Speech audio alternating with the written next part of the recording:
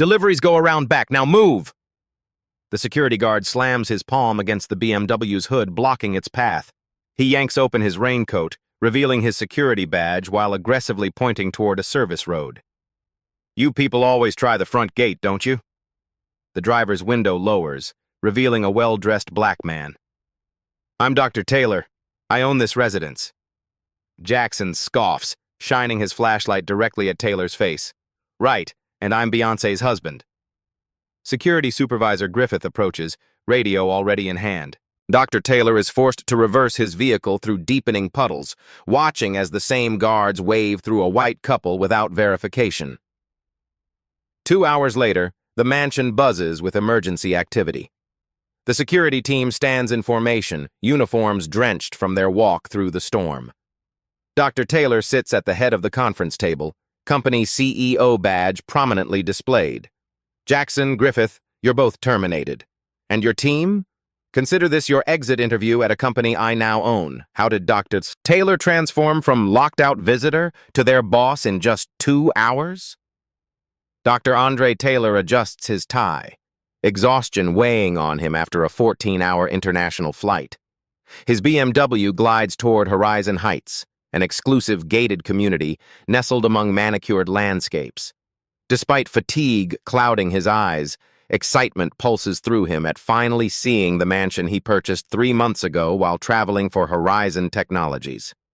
The security booth comes into view, its glass reflecting the darkening sky as rain clouds gather overhead.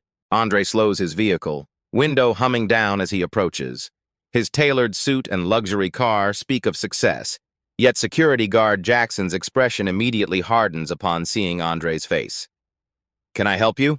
Jackson asks, emphasis suggesting Andre doesn't belong. Good evening. I'm Dr. Andre Taylor, new resident at 17 Lakeside Drive. Andre replies with practiced professionalism. Jackson's eyebrows rise. 17 Lakeside? The Henderson estate? Not anymore. I closed on it 3 months ago, Andre explains, reaching for his identification. Jackson leans back, arms crossing. That's the largest property in Horizon Heights, purchased by the new CEO of Horizon Technologies. Yes, that's correct, Andre confirms. Interesting. Jackson studies Andre with obvious skepticism. We've had some delivery thefts recently, need to be extra careful. Andre notices Jackson's gaze lingering on his complexion rather than his credentials. Through the booth window, a wall displays employee photos. Jackson's showing a former police uniform, a fact that makes Andre instinctively straighten his posture. I understand security concerns, Andre offers diplomatically. I have all my documentation ready. Jackson's radio crackles. He speaks quickly into it, eyes never leaving Andre. Got a situation at the main gate. Send Griffith. Minutes later, Supervisor Griffith approaches, clipboard in hand, raindrops beginning to speckle his uniform. His expression mirrors Jackson's suspicion as he surveys Andre's vehicle. What seems to be the problem? Griffith asks, addressing Jackson rather than Andre. Claims he lives at the Henderson estate, Jackson replies. Says he's the new CEO. Griffith turns to Andre, skepticism evident. Sir, perhaps you're confused about which community you're visiting. Horizon Heights is a private, exclusive property.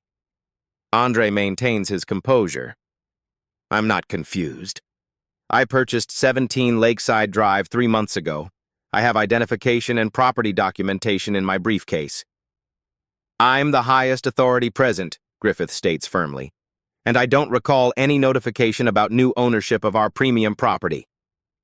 Behind Andre's BMW, a white couple in a Mercedes approaches. Without checking their credentials, Jackson waves them through with a friendly nod. What neither guard realizes is that Andre has already noticed the Sentinel security logo on their uniforms, the same company his corporation acquired yesterday. Rain begins to fall more steadily as Andre retrieves his driver's license and property deed from his briefcase. He holds them out toward Griffith, who takes them with visible reluctance.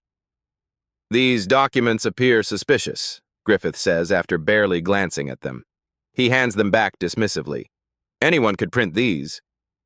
Then perhaps we should call the property management office, Andre suggests reasonably. They can verify my ownership. Office is closed for the weekend, Griffith responds too quickly. Reopens Monday morning. Andre's jaw tightens slightly, the first crack in his professional demeanor. There must be some verification protocol for new residents arriving after hours. The conversation halts as headlights approach from behind. A silver Lexus pulls up, driven by an older white couple. Jackson immediately steps toward their vehicle, smiling broadly. "Evening, Mr. and Mrs. Whitman. Welcome back," Jackson calls out, waving them through without checking any identification. Andre turns back to Griffith, eyebrow raised. "You didn't verify their credentials." "Those are proper residents we recognize," Griffith replies flatly. "Been here for years." Andre takes a slow, measured breath. "May I ask which security company you represent?" Griffith stands taller, pride evident. "Sentinel Security Services, best in the business, protecting Horizon Heights for over a decade." Andre nods, making mental note. "I see." A younger guard approaches from the security office, Thompson, according to his nameplate. He observes the situation with evident discomfort, shifting his weight from one foot to another. "Is there a resident database we could check?" Andre asks Thompson directly, noting the guard's less confrontational demeanor. Thompson begins to respond. "We do have a verification system that—" "Thompson!" Griffith cuts him off sharply. "Return to your post. I'm handling this." Thompson hesitates, glancing between Andre and his supervisor before reluctantly stepping back. "Perhaps you could escort me to the property," Andre suggests to Griffith. "Verify my residence directly." "We're understaffed tonight," Griffith claims, despite 5 guards visible in and around the security booth. "Can't leave the gate unattended." The rain intensifies, drops now pelting Andre's exposed hand, still holding his identification. He surveys the situation, the dismissive security team, the preferential treatment of white residents, the increasingly heavy downpour. "I understand," Andre says finally, his tone neutral, but eyes calculating. "Then I'll need to make alternative arrangements." "Best if you come back Monday when management is available," Griffith suggests with thinly veiled satisfaction. "Or use the service entrance if you're making a delivery." As Andre pulls away toward street parking, Thompson watches with growing concern. Does this younger guard sense the catastrophic mistake his team just made?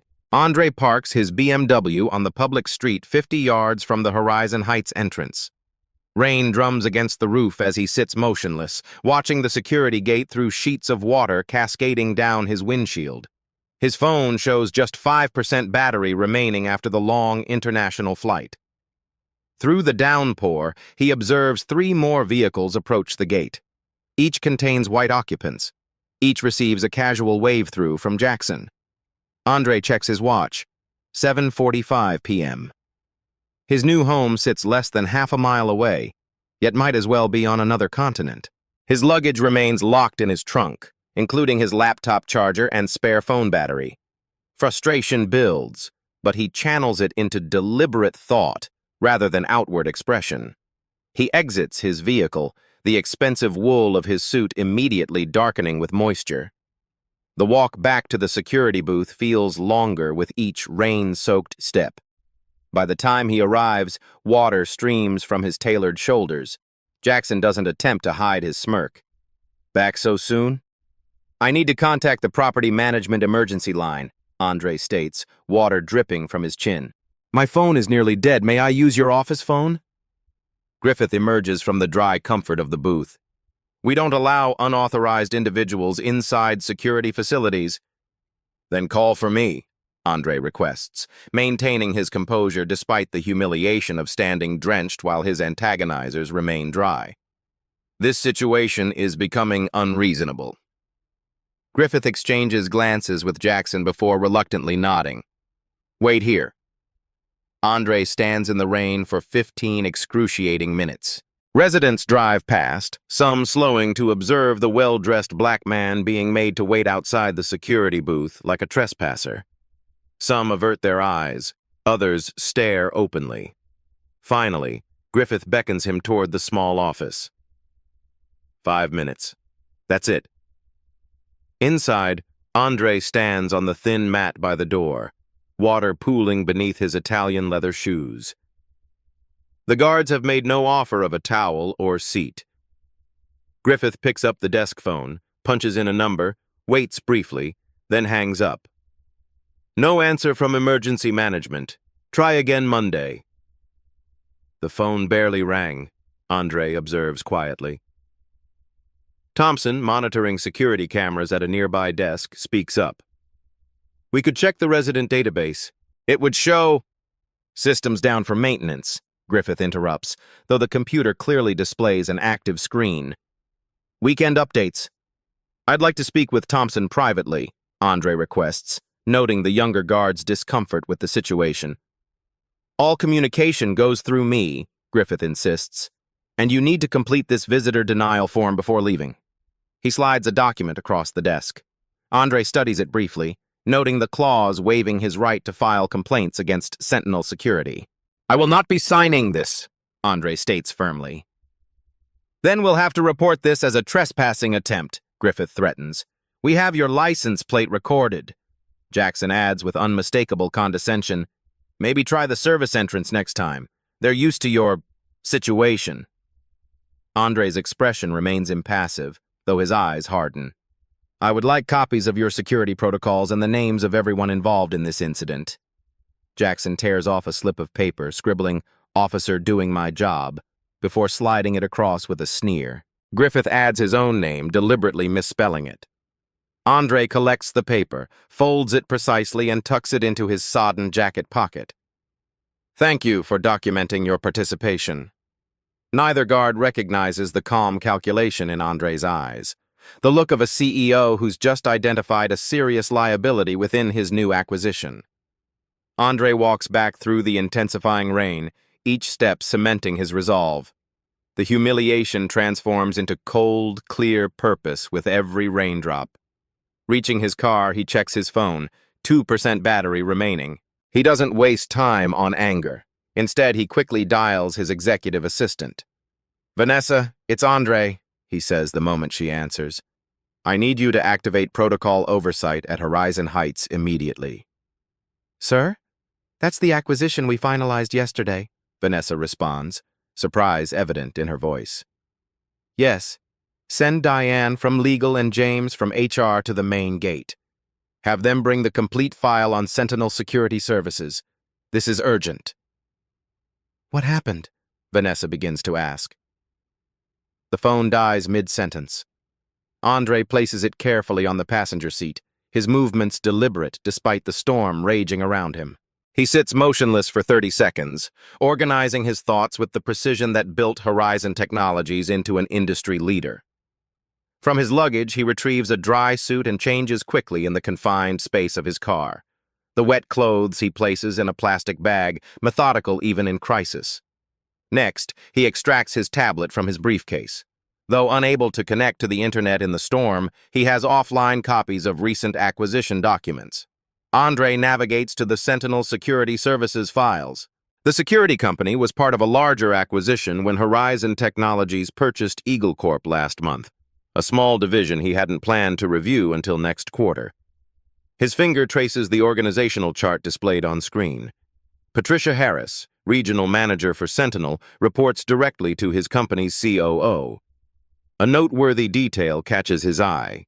Multiple discrimination complaints filed against Sentinel at various properties, all mysteriously resolved without disciplinary action. Andre adds this to his mental catalog of the evening's events, constructing a precise timeline of everything said and done at the gate. Meanwhile, inside the security office, Thompson waits until Griffith steps outside to monitor the gate. He quickly accesses the resident database, typing Taylor into the search field. His eyes widen at the results. Dr. Andre Taylor is indeed listed as the owner of 17 Lakeside Drive, with a notification flag identifying him as the new CEO of Horizon Technologies. Thompson's finger hovers over the mouse, debating whether to alert Griffith. Either choice carries consequences. He ultimately closes the database without saying anything, conflict evident on his young face. In his car, Andre crafts a detailed plan balancing justice with corporate responsibility. This isn't merely about personal vindication. It's about addressing a systemic problem affecting countless others without his resources or position. He documents each interaction in meticulous detail, preparing for what comes next. Through the rain-streaked windshield, Andre watches a black SUV pull up to the security gate. Two professionally dressed individuals emerge, a woman and a man, both carrying briefcases despite the downpour. Jackson immediately directs them toward the security office, his demeanor noticeably more accommodating than it had been with Andre. The chess pieces are in motion, but Griffith and Jackson still believe they're playing checkers. They have no idea who's really arrived. Inside the security office, Diane Chen, Horizon Technologies legal counsel, and James Okafor, HR director, stand with perfect posture despite their rain-dampened clothing. The small room feels suddenly inadequate for the gravitas they bring. "I'm Diane Chen, Chief Legal Counsel for Horizon Technologies," she states, presenting her credentials. "This is James Okafor, our HR Director. We're here regarding a serious complaint about resident access protocols." Griffith's expression shifts from authoritative to uncertain. "A resident complained? We've been maintaining strict security due to recent thefts. We need immediate access to security camera footage and incident logs from the past hour," James states, his tone pleasant but brooking no argument. Jackson steps forward defensively. "That requires supervisor approval. We can't just—" "We have authorization from ownership," Diane interrupts, her voice silk over steel. Thompson looks up from his monitoring station. "I can help access that footage, sir." Griffith glares at Thompson but nods curtly, unable to refuse the request without raising further suspicion. Meanwhile, Andre remains in his car, the rain finally beginning to ease. His phone charges enough to receive a text from Vanessa. "Patricia Harris, Regional Manager Sentinel, notified and en route.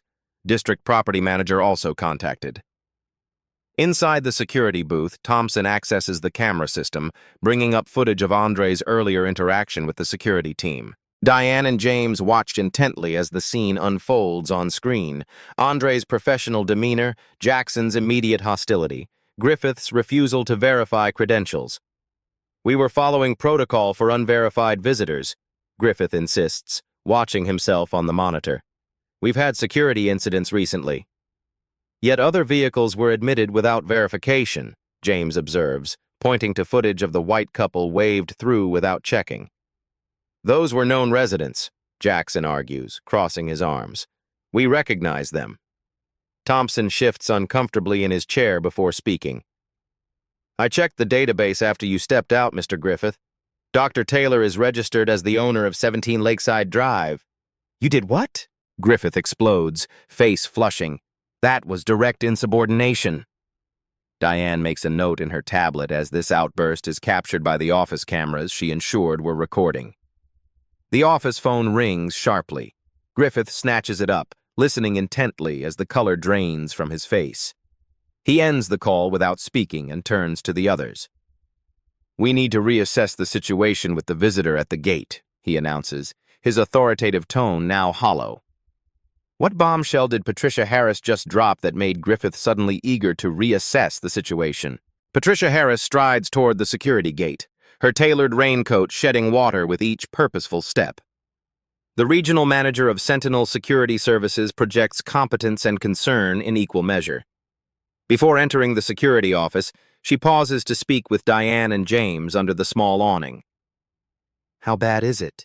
she asks quietly. Diane passes her tablet to Patricia, displaying the security footage alongside a corporate organizational chart. "The man they denied entry and humiliated is Dr. Andre Taylor. As of yesterday, he's effectively the owner of Sentinel Security." Patricia's professional mask slips momentarily, genuine alarm flashing across her features.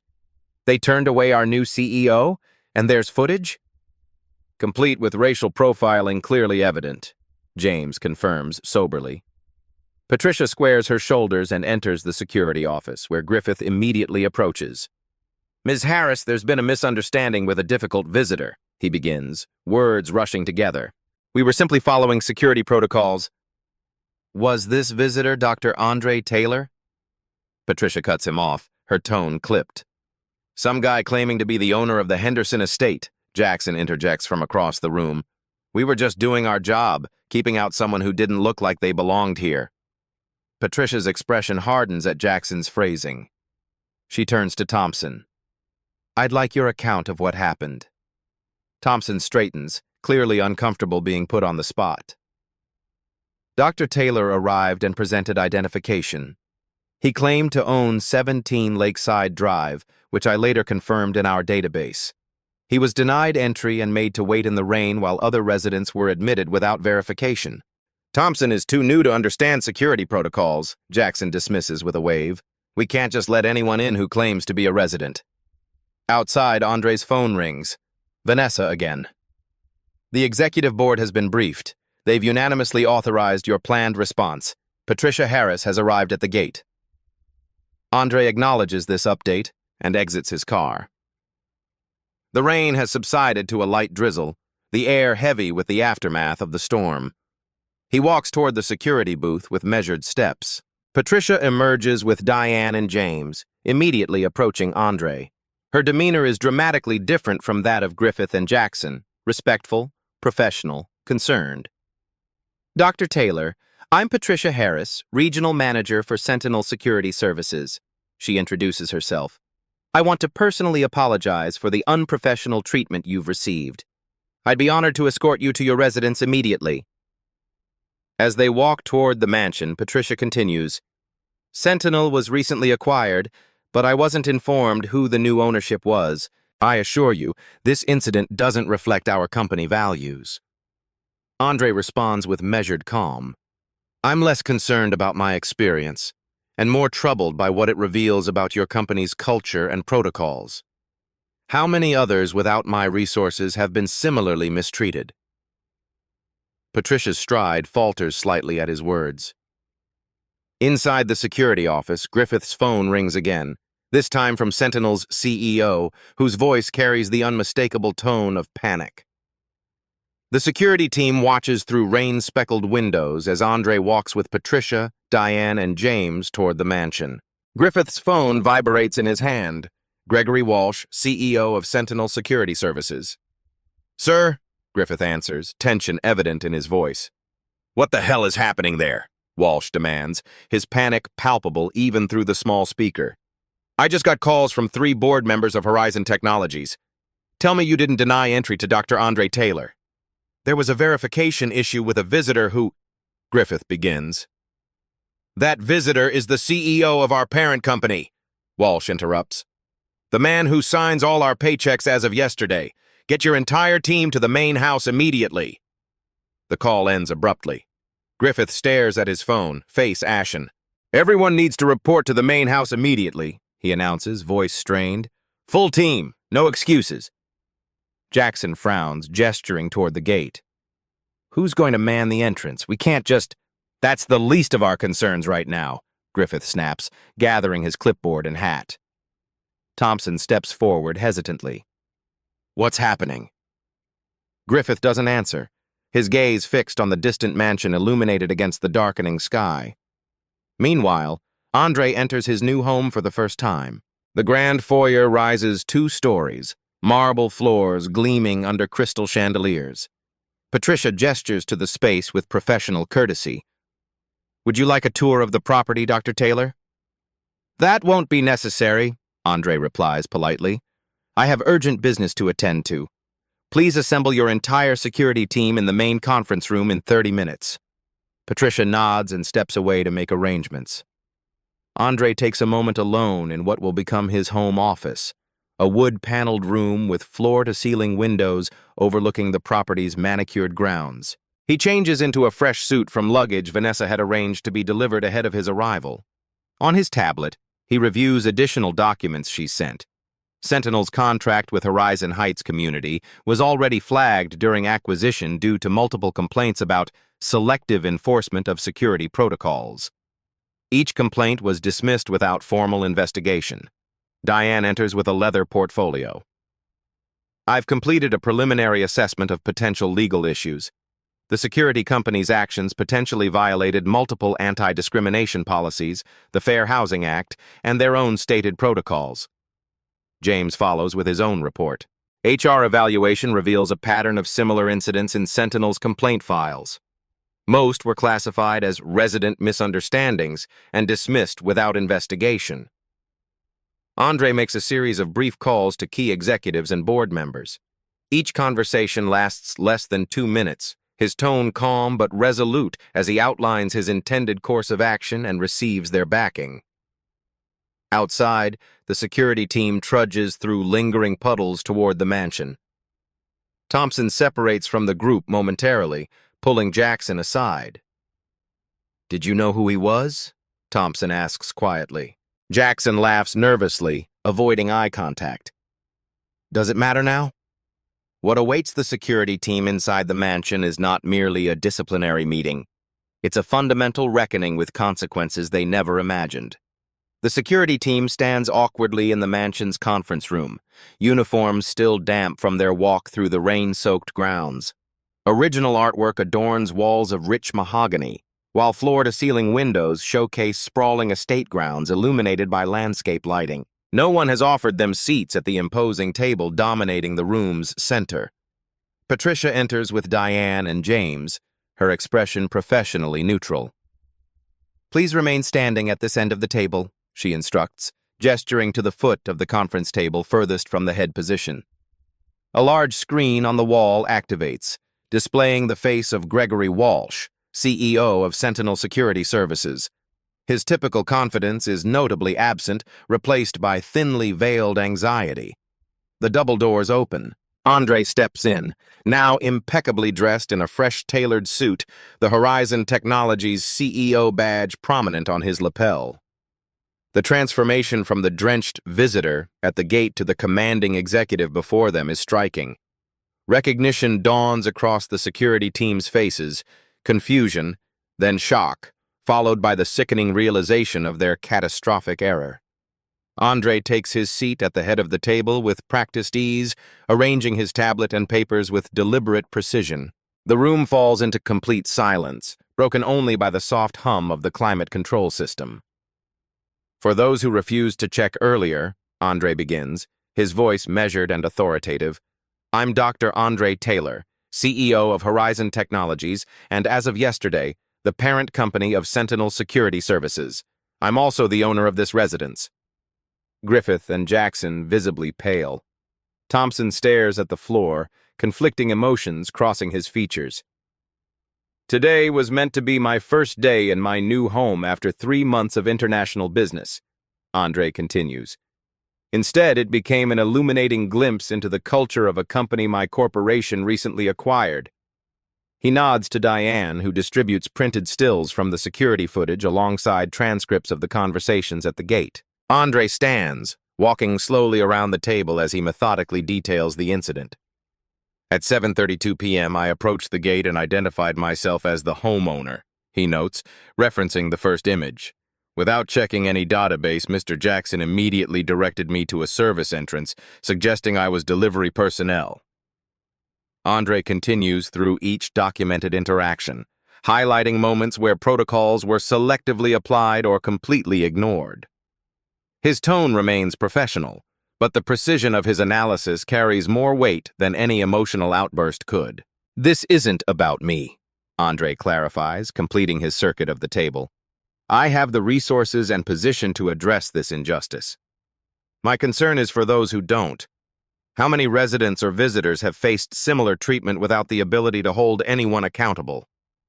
Gregory Walsh interjects from the screen, his words tumbling over each other. "Dr. Taylor, please accept our profound apologies for this inexcusable incident. I assure you this doesn't reflect our company values and will take immediate corrective action." Andre raises a hand, stopping Walsh mid-sentence. "Mr. Walsh, your company was flagged during our acquisition review for having an unusually high number of discrimination complaints that were systematically dismissed. Today I experienced firsthand why those numbers exist." Andre returns to his seat, tapping his tablet to display a new document on the screen. Horizon Technologies had already planned a full audit and restructuring of Sentinel security as part of our acquisition strategy. Today's events have simply accelerated that timeline. He looks directly at Griffith and Jackson. Your employment is terminated, effective immediately. The rest of the team will undergo a thorough review and retraining if they wish to remain with the company. Griffith starts to protest, but Andre continues without acknowledging him. Ms. Harris will oversee the immediate implementation of new security protocols at all properties under our management. Andre turns his attention to Thompson. Your willingness to check the resident database against orders demonstrates integrity. Patricia will discuss your future with the company separately. The room falls silent again as the weight of these pronouncements settles over everyone present. Andre stands, buttoning his suit jacket in a gesture of finality. This incident will serve as the foundation for a complete overhaul of security protocols across all our properties, he states. What happened today will never happen again, not to me and not to anyone else. As Griffith and Jackson surrender their security badges, Andre reveals there's more to his response than individual terminations, a systemic overhaul that will transform the entire industry. Monday morning at Horizon Technologies headquarters finds the executive boardroom filled to capacity. Sunlight streams through glass walls, illuminating the tense faces of board members and division heads gathered for the emergency meeting Andre called over the weekend. Andre stands at the head of the conference table, his presentation displayed on multiple screens throughout the room. His voice carries the same measured authority it held in the mansion confrontation, but now addresses a broader systemic issue. What happened Friday night exposed vulnerabilities in 3 recently acquired companies, Andre explains, highlighting sections of his presentation. Sentinel Security, Eagle Property Management, and Horizon Heights Community Association all demonstrated failures that allowed discriminatory practices to flourish unchecked. Diane Chen takes the floor, presenting legal findings that paint a troubling picture. Our review uncovered a pattern of similar incidents across multiple properties. Most concerning is evidence that Griffith had been transferred to Horizon Heights after comparable complaints at other locations, essentially shuffling the problem rather than addressing it.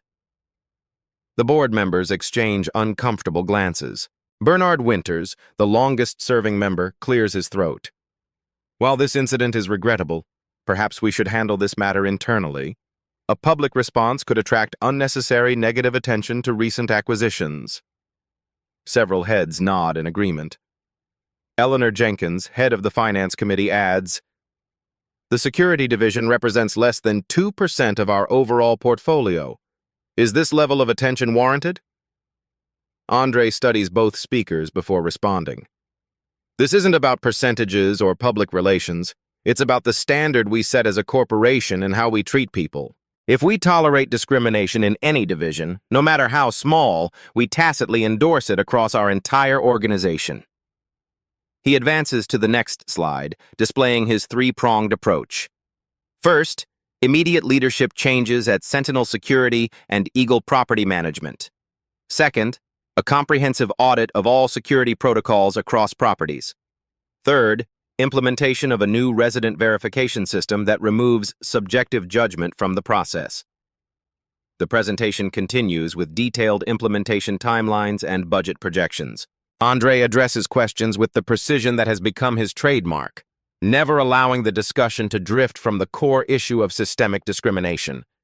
Meanwhile, across town, Griffith and Jackson sit in a law office considerably less impressive than Horizon's headquarters. Attorney Raymond Delgado reviews their case with thinly veiled skepticism. "Let me understand," Delgado says, reviewing their hastily prepared complaint. "You're claiming wrongful termination because you were just following protocols when you denied the CEO entry to his own residence?" "We had no way of knowing who he was," Griffith insists. "The company never informed us about ownership changes." "That's right," Jackson adds defensively. "We were doing our jobs protecting the community. There's been a series of thefts, which apparently didn't warrant checking IDs of white residents," Delgado interrupts, reading from the incident report. "This says you waved through multiple vehicles without verification while making Dr. Taylor wait in the rain." Those were known residents, Griffith argues. And your defense is that you didn't recognize Dr. Taylor because... Delgado lets the question hang in the air. Neither man answers directly. Jackson finally mutters, "We were just applying extra scrutiny where it seemed warranted." Delgado makes a note, his expression growing more concerned. "And this notation about extra scrutiny, does it appear in your written protocols?" "It's an unwritten policy," Griffith admits. "Just good security practice." Delgado closes his notepad. "Gentlemen, I'll be blunt. Your best option is to negotiate a settlement that includes a non-disclosure agreement. If this goes to arbitration, you'll lose, and if it goes public, you'll never work in security again." Back at Horizon Technologies, Andre meets with Patricia Harris in his office. Her usual confidence is tempered with humility following the weekend's events. The audit team found multiple instances where complaint records were intentionally miscategorized to keep them out of discrimination statistics, she reports. The practice began shortly after Griffith was promoted to supervisor 3 years ago. Andre nods, unsurprised. "And Thompson?" "He's been with Sentinel for only 6 weeks, Patricia confirms. His personnel file shows he previously reported discriminatory practices at another security company and was subsequently let go for not being a team player. Offer him the lead position implementing our new verification protocols," Andre decides. "His integrity is exactly what we need during this transition." Patricia hesitates before continuing.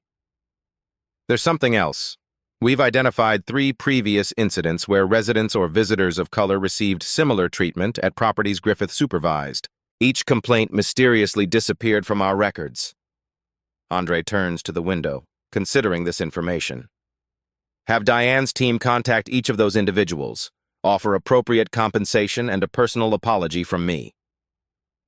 The following day, Andre announces the creation of a new executive position, Chief Equality Officer, responsible for ensuring fair treatment across all company properties and services. The business community expects him to bring in a high-profile name from outside. Instead, he appoints Patricia Harris. Ms. Harris demonstrated something crucial during this crisis, Andre explains to surprised board members.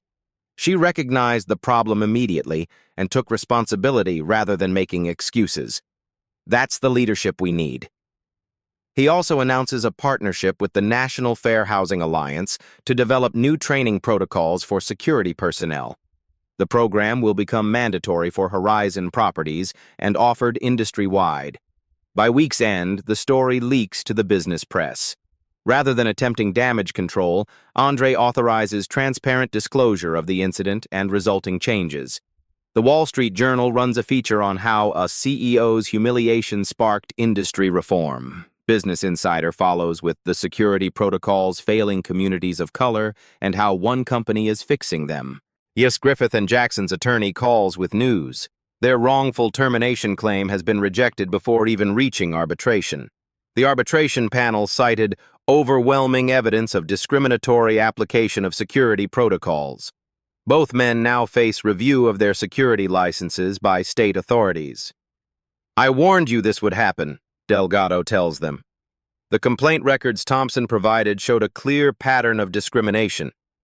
You're lucky they're not pursuing further legal action." At Horizon Technologies, Andre reviews implementation reports for the new verification system.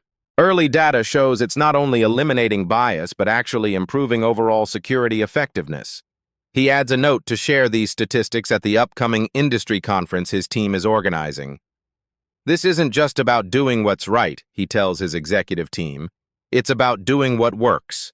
Removing bias from our systems makes them more effective, not less." As word spreads through the industry, Griffith and Jackson prepare a desperate countermove, a lawsuit claiming they were merely scapegoats for company-wide practices sanctioned at the highest levels. The arbitration hearing room feels deliberately intimidating. Wood-paneled walls, elevated panel bench, and microphones that amplify every nervous swallow. Griffith and Jackson sit beside their attorney, Delgado, whose expression suggests growing regret at taking their case. Across the aisle, Diane Chen represents Horizon Technologies and Sentinel Security, her modest presentation materials contrasting with Delgado's stacks of binders meant to impress. The three-person arbitration panel enters, led by retired Judge Amara Osei. This hearing addresses the complaint of wrongful termination filed by Oliver Griffith and Peter Jackson against Sentinel Security Services. Mr. Delgado, you may present your opening statement. Delgado rises, straightening his tie. My clients were terminated without proper process after following established, if unwritten, company practices. They're being scapegoated to protect corporate image, while the real institutional problems remain unaddressed. Griffith testifies first, portraying himself as a dedicated security professional caught in corporate politics. I've served Horizon Heights for 3 years with an exemplary record, he states, hands clasped before him. We received no formal training on resident verification protocols beyond being told to use our judgment. And what factors informed your judgment when denying Dr. Taylor entry? Judge Osei asks. Security concerns only, Griffith insists. Recent thefts in the community required heightened vigilance. Yet surveillance shows you admitted several other new vehicles without verification, Judge Osei observes. What distinguished those situations? Griffith shifts uncomfortably. Those appeared to be residents based on various factors. Jackson's testimony follows similar reasoning, claiming they were terminated to create a narrative rather than for actual misconduct. His confidence falters under cross-examination when Diane asks him to explain text messages instructing guards to know who belongs and who doesn't. That's standard security language, Jackson argues defensively. We're trained to recognize patterns. What specific patterns? Diane presses. Jackson's eyes dart to Delgado, who subtly shakes his head. Just suspicious behavior, nothing else. During a recess, Delgado pulls his clients aside in a conference room. This isn't going well. The panel sees through your explanations. Consider settlement while it's still an option. They'll pay to make this go away, Griffith insists. The negative publicity alone is worth a settlement. You're severely miscalculating their position, Delgado warns. When the hearing resumes, Thompson takes the stand. Now dressed in a new Sentinel security management uniform, he provides testimony that systematically dismantles Griffith and Jackson's claims. On my first day, Mr. Griffith instructed me to apply different verification standards depending on who approached the gate, Thompson states, referring to his detailed notes. He specifically said to use extra scrutiny with people who don't look like they belong here. He produces text messages from Griffith directing guards to check ID only when necessary. Messages sent after residents complained about selective enforcement. The final blow comes when Diane presents records of 3 previous incidents where residents or visitors of color experienced similar treatment at properties where Griffith supervised security. In each case, complaints were filed but mysteriously resolved with no disciplinary action. These records were intentionally miscategorized in Sentinel's system, Patricia Harris testifies. An internal audit revealed this practice began shortly after Mr. Griffith was promoted to supervisor. The arbitration panel deliberates for less than 30 minutes before delivering their decision. Judge Osei reads the unanimous ruling. Termination upheld, claims for damages denied, and evidence forwarded to state licensing authorities for review of security credentials. Outside the hearing room, a reporter approaches for comment. Griffith pushes past cameras without speaking, but Jackson, bitter and seething, mutters loudly, "This is how things really work. They needed black and white villains for their PR story." The comment is captured on multiple microphones. By evening, it appears in news coverage alongside Thompson's testimony and the panel's findings. As Griffith and Jackson face professional ruin, the security industry watches with growing unease. Who will be held accountable next? 6 months later, Horizon Heights Community Center buzzes with activity. The exclusive property that once denied Andre entry now hosts the first national summit on equitable security practices. Security companies, property managers, and homeowners associations from across the country fill the auditorium. some driven by genuine commitment to improvement, others by fear of being the next cautionary tale. Andre takes the podium without fanfare, his presence commanding attention without demanding it. The projector behind him displays not his credentials or accomplishments, but anonymous testimonials from residents and visitors who experienced discrimination at gated communities nationwide. "I stand before you not to recount my personal experience," Andre begins, "but to give voice to those whose stories typically go unheard. For every incident that makes headlines, dozens more occur without resolution." The statistics displayed on screen are sobering. Complaints about discriminatory security practices are filed at 3 times the rate they're formally recorded, and residents of color are 7 times more likely to report verification challenges than white residents. These numbers represent real people, professionals, families, visitors, who are treated as inherently suspicious based solely on appearance. Andre continues. The security industry has developed patterns of practice that systemically disadvantage specific groups while claiming to protect communities. Patricia Harris, now established in her role as Chief Equality Officer, presents Horizon's new verification protocols. The redesigned system uses technology to reduce subjective judgment. All residents and authorized visitors receive identical verification processes regardless of appearance. 6 months of implementation data shows dramatic improvements in both security effectiveness and resident satisfaction, Patricia reports. Legitimate security incidents are identified more accurately, while discriminatory practices have been eliminated. Thompson, now Security Operations Manager, demonstrates the training program developed in partnership with civil rights organizations. Security personnel observe simulations of common scenarios, learning to distinguish between genuine security concerns and biased assumptions. This program has been implemented across all Horizon properties, Thompson explains. The results speak for themselves.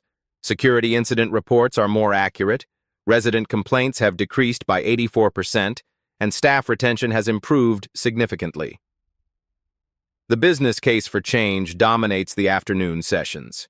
Properties implementing the new protocols report higher resident retention, increased property values, and significantly fewer legal complaints. What began as a moral imperative has proven financially beneficial as well. Not everyone embraces the changes. During a panel discussion, Victor Ramos, owner of a rival security firm, argues forcefully against the new approach. Subjective assessment is a necessary part of security work, Ramos insists. My guards are trained to recognize who belongs and who doesn't. That's what communities pay us for. Andre responds with characteristic calm, presenting side-by-side statistics from properties using traditional and new systems. The data clearly shows the newer, more objective protocols catch more genuine security concerns while eliminating discriminatory practices. Security isn't about keeping out the wrong people, Andre concludes. It's about creating safe communities where everyone is treated with equal respect and dignity. By day's end, 12 companies sign agreements to implement Horizon's new protocols. Industry publications cover the summit extensively, and the American Security Association announces plans to incorporate the standards into their certification requirements. As the industry begins to transform, Andre receives an unexpected letter from someone intimately connected to the original incident. What reconciliation might be possible?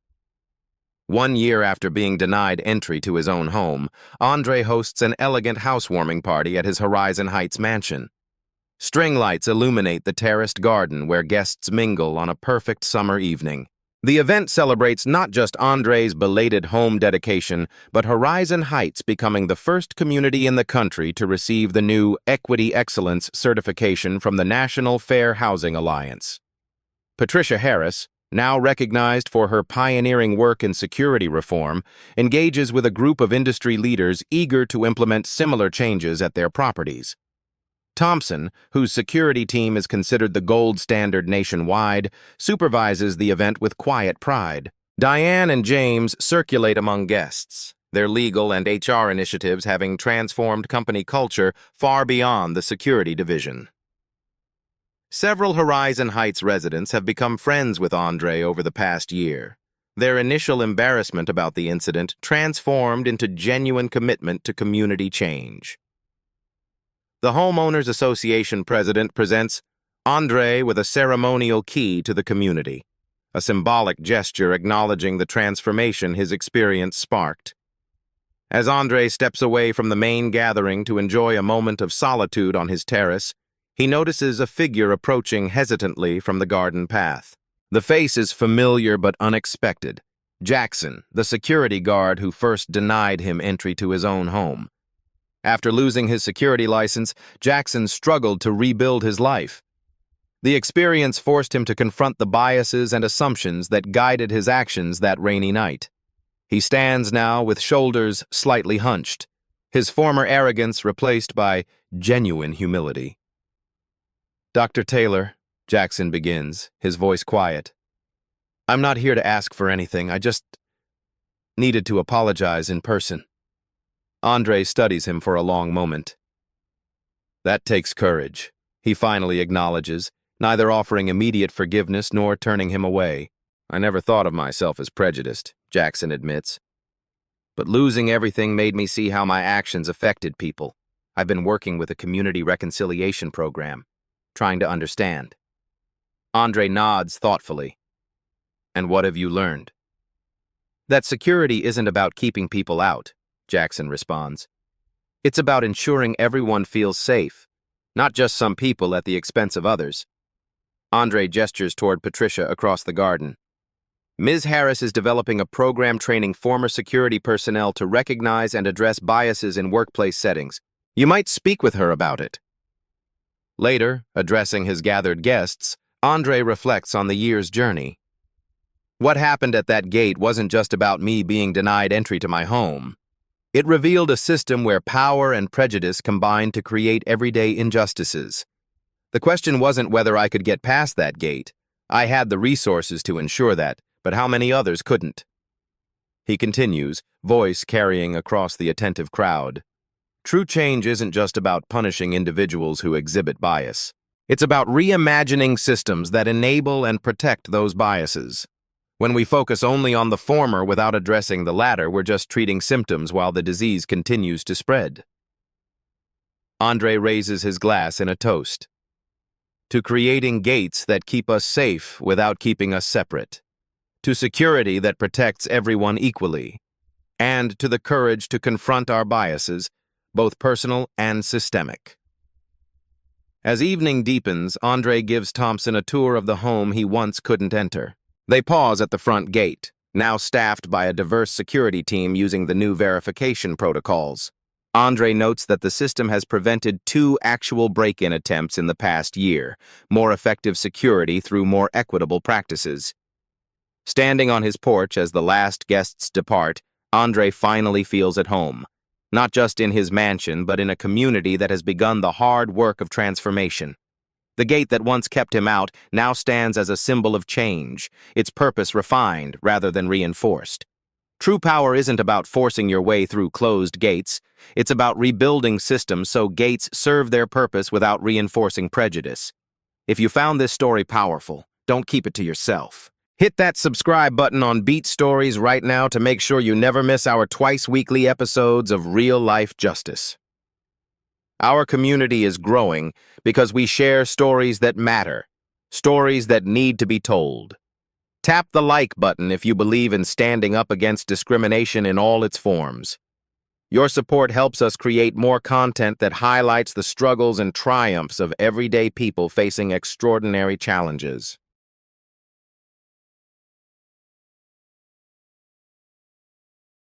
Every time someone stands up, speaks out, or refuses to be erased, a new story is born. At Beat Stories, we archive that courage. Subscribe now and help us keep these moments alive, because the more we share them, the harder they are to ignore.